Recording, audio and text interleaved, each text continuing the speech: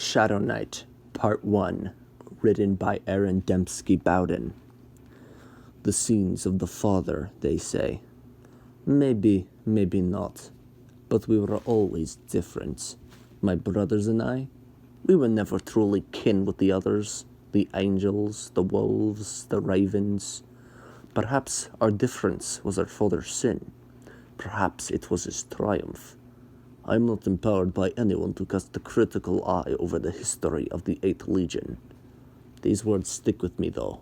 The sins of the father. These words have shaped my life.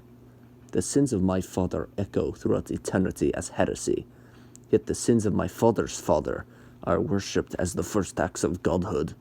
I do not ask myself if this is fair. Nothing is fair. The world is a myth. I do not care what is fair and what is right and what's unfair and wrong. These concepts do not exist outside the skulls of those who waste their life in contemplation. I ask myself, night after night, if I deserve vengeance. I devote each beat of my heart to tearing down everything I had once raised. I remember this, remember it always. My blade and bolter helped forge the Imperium. I and those like me, we hold greater rights than any to destroy mankind's sickened empire. For it was our blood, our bones, and our sweat that built it. Look to your shining champions now, the Adeptus Astartes that scour the dark places of your galaxy, the hordes of fragile mortals enslaved to the Imperial God and shackled in service to the throne of lies. Not a soul among them was even born when my brothers and I built this empire. Do I deserve vengeance? Let me tell you something about vengeance, little scion of the Imperium. My brothers and I swore to our dying father that we would atone for the great sins of the past. We would bleed the unworthy empire that we had built and cleanse the stars of the false emperor's taint. This is not mere vengeance. This is redemption. My right to destroy is greater than your right to live. Remember that when we come for you. He is a child, standing over a dying man. The boy is more surprised than scared. His friend, who has not yet taken a life, pulls him away. He will not move, not yet. He cannot escape the look in the bleeding man's eyes. The shopkeeper dies. The boy runs. He is a child being cut open by machines. Although he sleeps, his body twitches, betraying painful dreams and sleepless nerves firing as they register pain from the surgery. 2 hearts, fleshy and glistening, beat in his cracked open chest. A second new organ, smaller than the new heart, will alter the growth of his bones, encouraging his skeleton to absorb unnatural minerals over the course of his lifetime. Untrembling hands, some human, some augmetic, work over the child's body, slicing and sealing, implanting and flesh bonding. The boy trembles again, his eyes opening for a moment. A god with a white mask shakes his head at the boy. Sleep. The boy tries to resist, but slumber grips him with comforting claws. He feels, just for a moment, as though he is sinking into black seas of his homeworld. Sleep, the god had said. He obeys, because the chemicals within his blood force him to obey. A third organ is placed within his chest, not far from the new heart, as the os medulla warps his bones to grow on new minerals. The biscopia generates a flood of hormones to feed his muscles. Surgeons sealed the boy's medical wounds. Already the child is no longer human. Tonight's work has seen to that. Time will reveal just how different the boy will become. He is a teenage boy, standing over another dead body. This corpse is not like the first. This corpse is the same age as the boy, and in its last moments of life, it had struggled with all its strength, desperate not to die. The boy drops his weapon. The serrated knife falls to the ground. Legion masters come to him. Their eyes are red, their dark armor immense. Skulls hang from their pauldrons and plastrons on chains of blackened bronze. He draws his breath to speak, to tell them it was an accident. They silence him.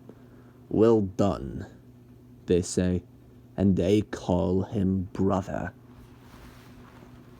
He is a teenage boy, and the rifle is heavy in his hands. He watches for a long time. He is trained for this. He knows how to slow his heart, how to regulate his breathing and the biological beats of his body until his entire form remains as still as a statue. Predator, prey. His mind goes cold, his focus absolute. The mantra, chanted eternally, becomes the only way to see the world. Predator, prey, hunter, hunted. Nothing else matters. He squeezes the trigger. 1,000 meters away, a man dies. Target eliminated, he says. He is a young man, sleeping on the same surgery table as before. The slumber demanded by chemicals flowing through his veins, he dreams once again of his first murder. In the waking world, needles and medical probes bore into the flesh of his back, injecting fluids directly into his spinal column. His slumbering body reacts to the invasion, coughing once.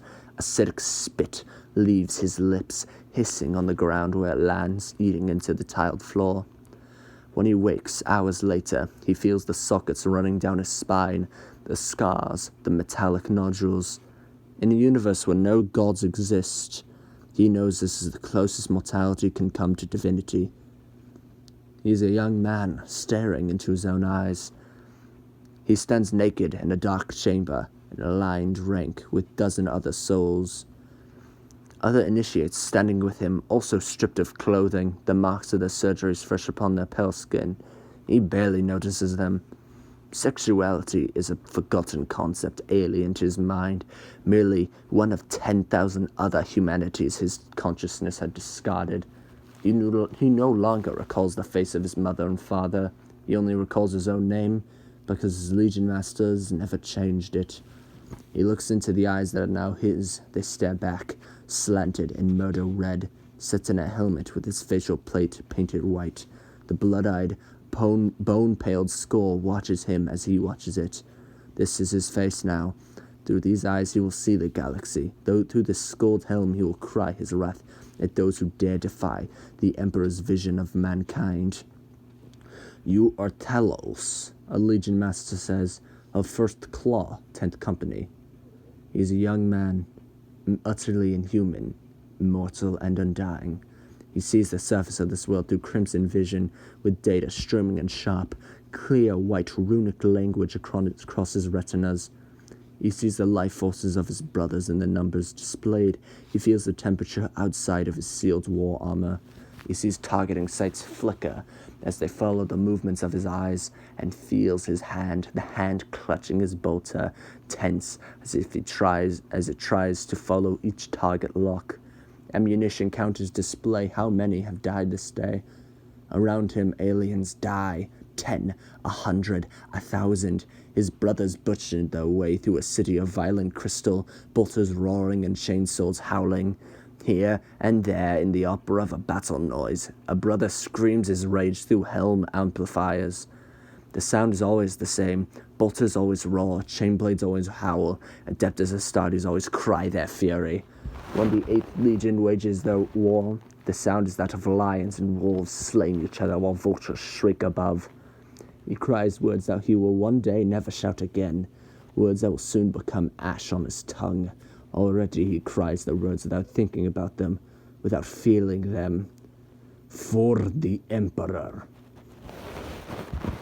He is a young man, awash in the blood of humans. He shouts words without the heart to feel them, declaring concepts of imperial justice and deserved vengeance. A man claws at his armor, begging and pleading, "We are loyal, we have surrendered." The young man breaks the human's face with the butt of his bolter. Surrendering so late was a meaningless gesture. Their blood must run as an example. The rest of the system's worlds will soon fall into line. Now, around him, the riot continues unabated. Soon his bolter is silenced, voiceless with no shells to fire. Soon after that, his chainsaw dies, clogged with meat. The Night Lords resort to killing humans with their bare hands, dark gauntlets punching and strangling and crushing. At a timeless point in the melee, the voice of an ally comes over the vox. It is an Imperial fist. Their legion watches from the board security of their landing site. What are you That's not right. What are you doing? The Imperial fist demanded. Brothers, are you insane? Talos did not answer. They did not deserve an answer. If the fists had brought this world into compliance themselves, the Nilords would never have needed to come here. He is a young man watching his homeworld burn. He is a young man mourning a father soon to die. He is a traitor to everything he once held sacred.